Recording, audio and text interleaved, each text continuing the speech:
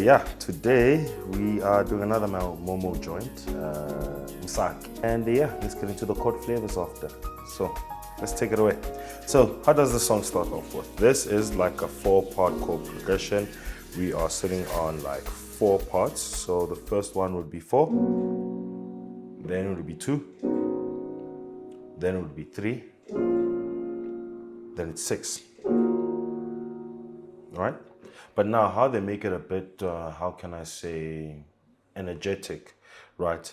They have a bit of hops, not the accent, there's like a couple of accents that you can use. So when you hear the song, how the piano is actually played, it's not played in this straight, man. It's more like, it'll be like that 4, then you bounce into 2. So you can either 4, then tap 4 again, then go to 2. So it'll be like ba, ba, ba. No, that's the simplest way. A more advanced way to hit it is to use like the sharp 1, the passing to 2. So you start off at 4, then sharp 1. You know what I'm saying?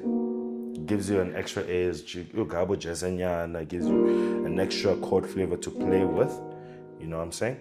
And it resolves nicely to the 2. So as I said, progression is pretty simple. So it's like 2. So it's like 4,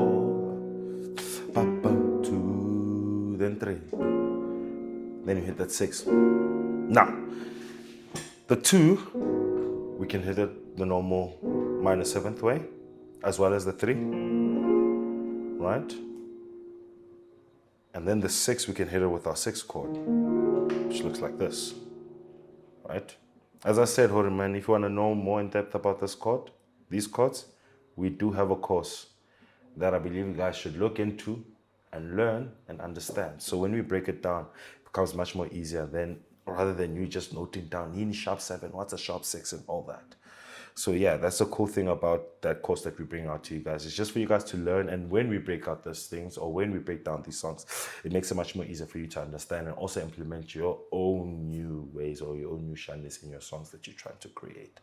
So yeah, so let me add my spin to it. 2, 3, let's go.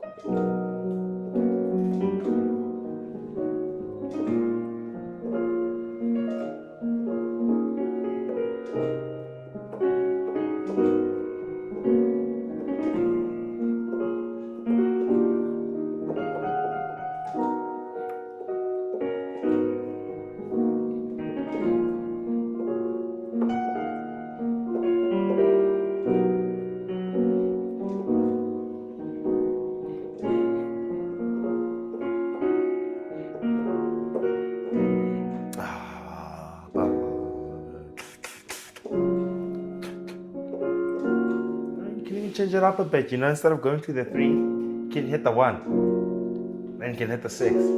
Or you can substitute your 3 with something flavorful, like so 4, then hit that 2, then hit that 3.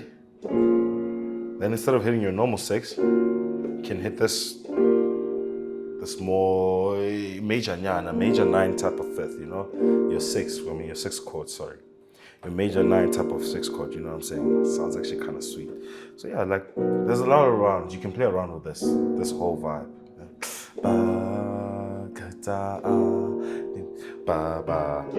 Sharp 4, sharp 2. Oh, you can even go crazy.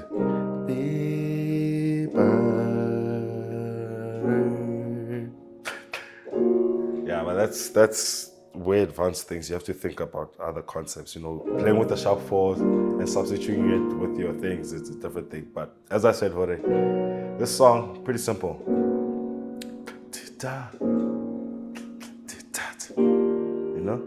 So yeah, I hope you guys enjoyed this quick review of Msake. As I said, it's not a hard progression to break down, but yeah, for me, I feel like this song actually allows you to actually practice more and push it more, add in your type of flavors because of it's straightforward. The timing is nice and simple. There's not too many simple or hectic chords. It allows you to actually breathe and learn the song, And from the song, you can pick up a couple of new things, a couple of new tricks that you can use in other songs, because that's how songs work.